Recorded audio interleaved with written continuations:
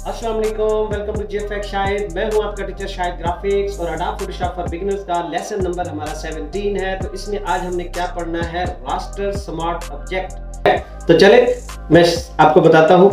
तो जैसे मैं स्क्रीन पे लेके आता हूं, ये मेरे पास एक कैनवस का बैकग्राउंड है, जस्ट एक सिंपल ग्राउंड है। तो यहाँ पे मैं एक इमेज लेके आता हूँ। मेरे पास एक वॉल्कन का एक ऑलमोस्ट का इमेज है, जो ये सुजुकी होंडा कंपनी का ये बहुत अच्छा इमेज है। तो मैं इसमें कुछ चेंजिंग या डिटेल लाना चाहता हूँ। ये बहुत हाई क्वालिटी का इमेज है मेरे पास, ठीक हो गया। तो एक चीज़ तो देखें, मेरे पास एक इमेज है और एक ग्राउंड है, जो ये है मेरे पास। इस इमेज को मैं सिंपली यहाँ से कॉपी करता हूँ, कंट्रोल ए करता हूँ, कंट्रोल सी करता हूँ और यहाँ पे इसको मैं आके कंट्रोल वी कर देता हूँ, पेस्ट कर देता हूँ इस इमेज को। जैसे मैं यहाँ पे इस इमेज को पेस्ट करता हूँ और मैं इसको छोटा करता हूँ, देखें बहुत ज़्यादा मैंने इसको छोटा कर दिया। जैसे मैंने इसको छोटा किया और प्रेस इंटर किया, तो ये इंटर करने के बाद बहुत ज़्यादा इमेज हमारा छोटा हो गया। अब मैं इसको बड़ा करता हूं, इंटर करता हूं, तो देखें इमेज की जो बेहतरीन डिटेल थी वो सारी की सारी डिस्कैट होगी। अब इशू ये हुआ, अडोब फोटोशॉप ने सोचा कि इतना बड़ा इमेज है और इस बंदे ने इसको छोटा क्यों किया है। वो इसलिए कि उसने इस इमेज की जो बेहतरीन डिटेल थी वो सारी की सारी डिस्कार्ड कर दी और मतलब के गैप कर दी, ज़ाया कर दी। तो उसके बाद इमेज जब हम छोटा करते हैं, जब हम इमेज को बड़ा करते हैं, रास्टर इमेज जो होता है वो जब छोटा किया जाता है, जिस टाइम उसको हम बड़ा करते हैं तो उस टाइम उसकी जो रेजोल्यूशन होती है, पिक्सलेट होते हैं, वो लूज रेजोल्यूशन में कन्वर्ट हो जाते हैं। वो एक छोटी सी थंबनेल बन जाती है, जो मिसाल के तौर पे उसने आपको इमेज तो शो करवाना है, उसकी अच्छी जो डिटेल होती है वो गायब हो जाती हैं और जो एक थंबनेल के तौर पे वो आपको शो हो रहा होता है। तो इससे बचने के लिए एक क्या बेहतरीन तरीकाकार क्या होता है, मैं अनडू करके दोबारा से अपनी इमेज को वहां पे बड़ा, जो मेरी इमेज बड़ी है उसी क्वालिटी में ही है। इससे मैं आपको बेहतरीन तरीका बताता हूं जो आप आसानी से बच सकते हैं। तो यहाँ पे इसी लेयर्स पे ही आप आके राइट क्लिक करेंगे, आपको एक ऑप्शन मिल जाएगा यहाँ पे कन्वर्ट टू स्मार्ट ऑब्जेक्ट का। ये क्या है, ये जैसे हम क्लिक करते हैं तो इसी के साथ ही हमें एक छोटा सा, देखें यहाँ पे एक वो नजर आ रहा है,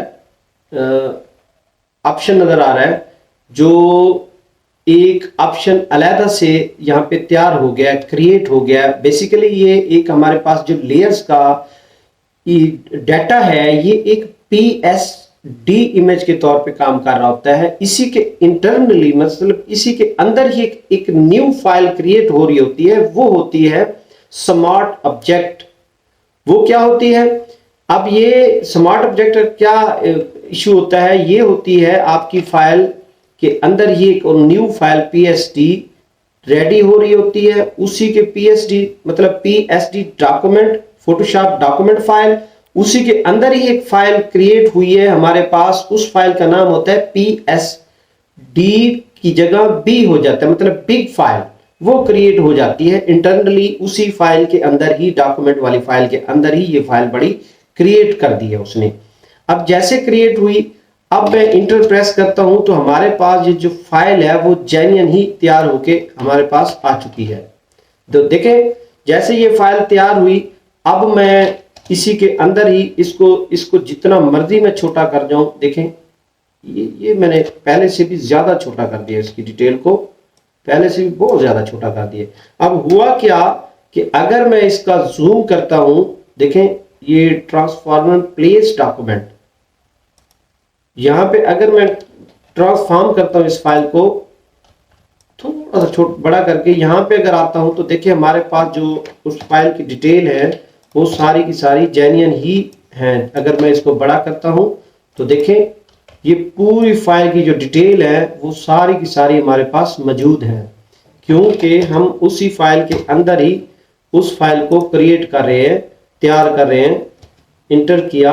अब चेक करें ये जो फाइल की रेजोल्यूशन है, जो फाइल का रिजल्ट है वो हमारा सेम ही है जिस तरह हमने पहले वाली फाइल में रास्टर में किया था। ये रास्टर ही इमेज है, लेकिन उसको आसानी के साथ आप उससे बच सकते हैं अगर आप स्मार्ट ऑब्जेक्ट वेक्टर के तौर पे ये यूज कर लेते हैं रास्टर इमेज को।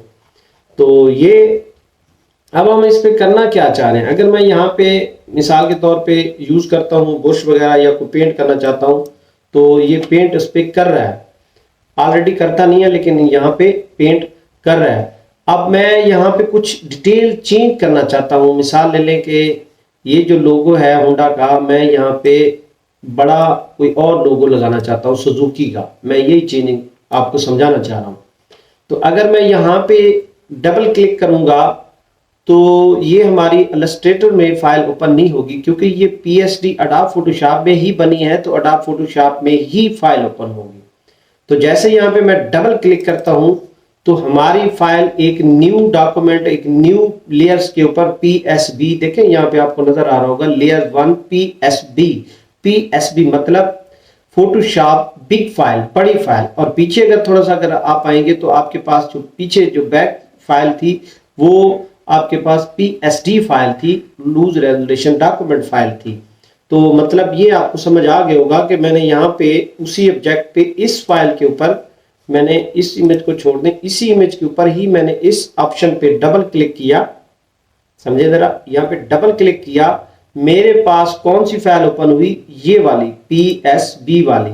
अब इसमें मैं जो मर्जी चाहूं चेंज करना चाहूं आसानी के साथ कर सकता हूं ये वाली फाइल के ऊपर। ठीक हो गया।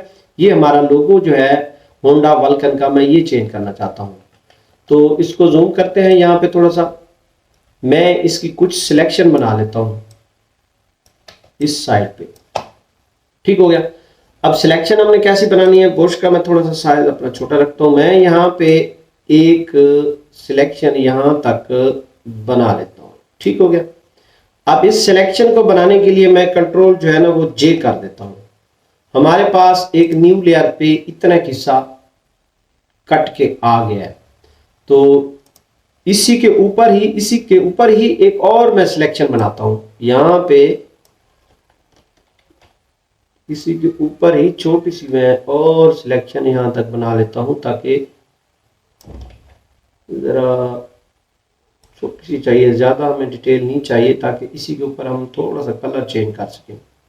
ठीक हो गया। मैंने यहाँ पर एक सिलेक्शन बना ली। अगर आपको याद होगा हमने कंटेंट अवेयर पढ़ा था, शिफ्ट बैक स्पेस, तो यहाँ पे ओके करते हैं तो ये वाला जो कलर है हमारा वो चेंज हो गया। बेसिकली ये ऊपर ही कलर आ गया है, उसी फाइल के ऊपर ही एक कलर चढ़ा दिया उसने, लेकिन ये आपकी फाइल वही है। यहाँ पे देखें आपके पास वही होंडा का लोगो है, सिर्फ एक ऊपर कलर की एक तह चढ़ गई है न्यू लेयर के ऊपर। ठीक हो गया। यहाँ पे मैंने होंडा का लोगो गायब कर दिया है।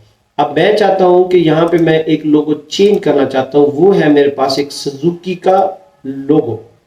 अब ये लोगो जो है मैं इतना यहाँ से इसको ही रखना चाहता हूँ, यहाँ तक मार्क करके ना मैं इस लोगो को कंट्रोल C करता हूं और अपनी PS बड़ी जो फाइल है उसके ऊपर आके पेस्ट कर देता हूं। एक न्यू लेयर पे यहाँ पे आके हमारे पास पेस्ट हो गया। अब अगर चाहें तो इसको आप छोटा बड़ा कर रहे हैं तो convert to smart object click कर लें, ताकि आपका इमेज उसी लेयर पे ही हम मौजूद हैं, उसी PSB फाइल के अंदर ही मौजूद है। अगर मैं इसको यहाँ पे छोटा करता हूं तो हमारी फाइल ये भी खराब नहीं होगी। ये मैं पहले जैसे आपको वजाहत के साथ समझा चुका हूं, उसी तरीके से ये फाइल भी आपकी खराब नहीं होगी। तो जैसे मैंने यहाँ पे क्लिक किया और इंटर प्रेस किया, और मैं चाहता हूँ कि ये जो व्हाइट एरिया है ये इसका हट जाए।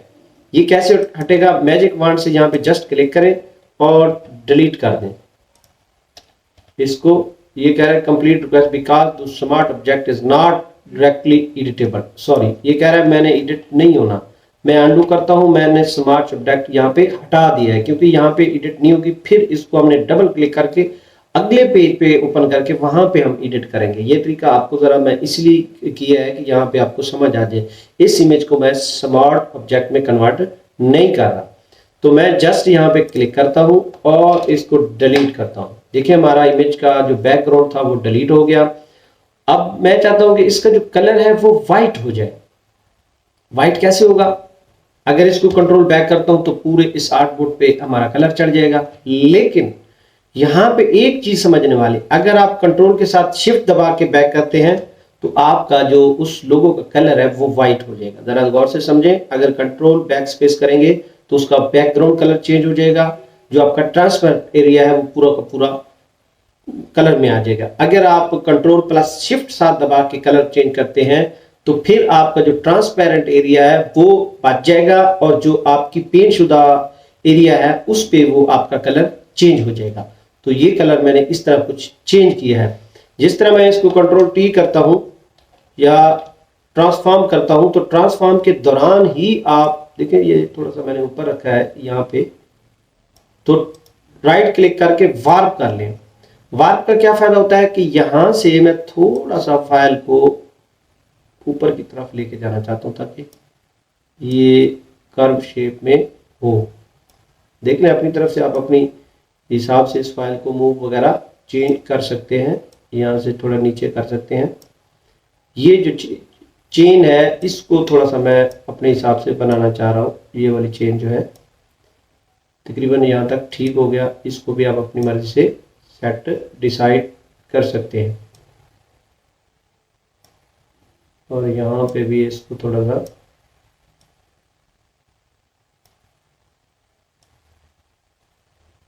यहाँ तक। अब इसको इंटर प्रेस कर दें। अब हमारा यहाँ पे लोगो चेंज आ गया, लेकिन ये सही नहीं हो रहा। आप कोशिश करें यहाँ पे रख के राइट क्लिक करके इंटर करके राइट क्लिक करेंगे ना, जब कंट्रोल टी ट्रांसफॉर्म करेंगे तो आपके पास वार्प का ऑप्शन होगा। आप सिंपल तरीके से यहाँ से सेंटर से ही थोड़ा सा इसको शेप देते हैं, बस ज्यादा आपने नहीं छेड़ना, यहाँ पर बस ठीक हो गया। इंटर प्रेस कर देना, ये आपका लोगो उसी शेप के अंदर मूव होके बैठ गया है। अब यहाँ पे ये ऐसे मालूम हो रहा है, अगर मैं जूम आउट करता हूं देखें तो पता चलता है कि ऐसे रखा हुआ है। थोड़ा सा कोशिश करें छोटा कर दें मजीद,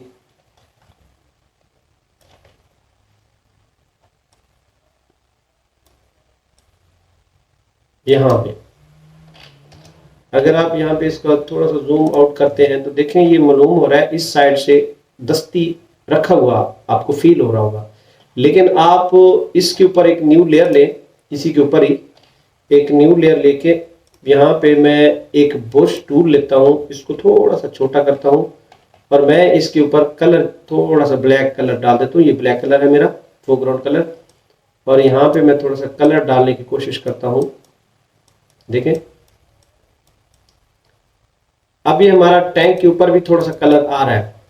आपको ऐसा फील हो रहा होगा कि यहाँ पे टैंक के ऊपर भी कलर आ रहा है। अंडू करता हूं मैं इसको दोबारा से, यहाँ पे हटा के यहाँ अगर आएंगे इस लेयर के ऊपर आल्ट दबा के अगर आप क्लिक कर देते हैं तो ये उसी के अंदर ही कलर चला जाएगा जो आपका लफ्ज है, ताकि उसी के कलर के ऊपर थोड़ी सी मध्यम हो। अगर आपको जूम आउट करके देखें तो थोड़ी सी फीलिंग आपको महसूस हो रही है, क्योंकि यहाँ पे ये कलर इसी तह के साथ मैच हो गया। अगर ये तरीका भी आपको मुश्किल लगता है तो न्यू लेयर पे आप क्या करेंगे, कंट्रोल आल्ट जी, कंट्रोल आल्ट जी, कंट्रोल आल्ट जी क्लिक करेंगे तो उससे भी आपका ये वाला कलर जो है इसी के अंदर लफ्जों के अंदर ही आएगा। अगर आप चाहें तो आल्ट दबा के इसका थोड़ा सा फ्लो या ज्यादा बड़ा कर सकते हैं, ऊपर करें तो डार्क होगा, थोड़ा सा डार्क चाहिए मुझे यहाँ पे। अब मैं इसके ऊपर थोड़ा सा ब्लैक कलर चढ़ा देता हूँ, उन्हीं लफ्जों के अंदर ही आ रहा है ताकि वो फीलिंग ऐसी हो कि यहाँ पे थोड़े मध्यम पड़ रहे हैं लफ्ज। अगर आप जूम आउट करते हैं या इन करते हैं, देखें आपको थोड़ा सा महसूस हो रहा है कि यहाँ पे लोगो फ्लैप हो रहा है, स्लो हो रहा है, लो कलर में हो रहा है। तो ये है। अब हमने करना क्या है, यहाँ पे एक गौर वाली बात है कि मैं यहाँ पे इसको जस्ट कंट्रोल एस कर देता हूँ, सेव कर देता हूँ। अब हमारा इमेज सेव हो गया। अब इस फाइल को यहाँ पे देखें, इस फाइल को मैं क्लोज कर देता हूँ। इस फाइल को यहाँ पे मैं क्लोज कर देता हूँ, सॉरी सेव करने के बाद मैं इसको, ये सेव हो रही है हमारी फाइल, इसको मैंने बंद कर दिया। अब हमारी एक फाइल तो ये थी जो हमने फर्स्ट पहले ओपन की थी, जिस पे हमने स्मार्ट ऑब्जेक्ट बनाया था, वो हमारी ये फाइल रही है। उसी के अंदर चेंज होते रहे हैं, जो जो हमने चेंजिंग वहां पे दूसरी फाइल जिसको मैंने क्लोज किया है वहां पे ये चेंज पूरे के पूरे आपके आ चुके हैं और आपकी ये फाइल कंप्लीटली यहाँ पर क्रिएट हो चुकी है। आपका सुजुकी का लोगो ऐड हो चुका है। उसकी जगह होंडा की जगह पे सुजुकी का लोगो हमने ऐड किया है। कितनी सफाई के साथ, बिल्कुल अच्छी डिटेल वाली ये इमेज थी। कैफे रेसर की ये बैक है, तो मॉडल का तो पता नहीं है मुझे कौन सा है, बट ये बहुत अच्छा इमेज है। ये बहुत ज़बरदस्त हमारी इसमें चेंजिंग आ चुकी है। तो थैंक यू। आपने क्लास बाय क्लास देखनी है। मेरी क्लासें आपको अगर अच्छी नहीं लगती, और भी काफ़ी सारे यहाँ पे यूट्यूबर हैं जो क्लासेस बहुत ज़बरदस्त दे रहे हैं, तो हम तो कोशिश करें कि जितना एक इल्म है इसको हम फैलाते रहें और साथ साथ चलाते रहें। चलो हमारे इल्म में इजाफा भी होगा, हमें पता भी थोड़ा सा। काम तो सारे आते थे लेकिन ना करने की वजह से हम इनको भूलते जा रहे थे। तो हमने कहा इससे बेहतर होगा कि हमारे तजर्बा की बुनियाद पे भी हमें काम आता है, लेकिन भूल रहा है, बार बार इनको हम करेंगे, प्रैक्टिस करते रहेंगे, तो हमारे इमेज, हमारी क्वालिटी, हमारे साइज वगैरह मज़ीद बेहतरी आएगी। हमारे अडोब फोटोशॉप हो गया, इलस्ट्रेटर हो गया, कोरल ड्रा हो गया, इन डिज़ाइन हो गया, तो आफ्टर इफेक्ट, ये सारी चीज़ें हमने इंशाल्लाह एक स्टेप बाय स्टेप करनी है और आपको समझानी है। तो थैंक यू, टेक केयर।